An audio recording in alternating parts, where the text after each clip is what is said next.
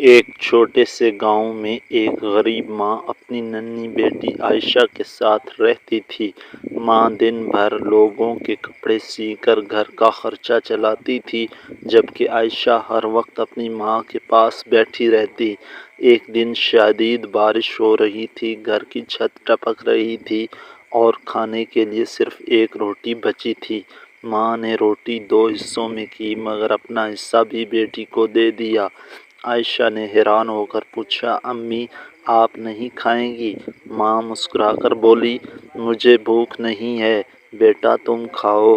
رات کو عائشہ کی آنکھ کھلی تو اس نے دیکھا کہ اس کی ماں چپکے سے پانی پی کر سو گئی تاکہ بھوک کم محسوس ہو۔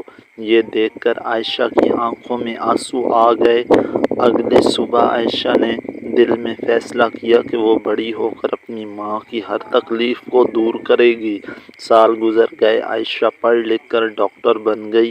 جب اس نے اپنی پہلی تنخواہ لی تو سیدھا اپنی ماں کے پاس گئی، اس کے ہاتھ چومے اور بولی، امی آج آپ کی قربانی جیت گئی، اب آپ کبھی بھوکی نہیں سوئیں گی۔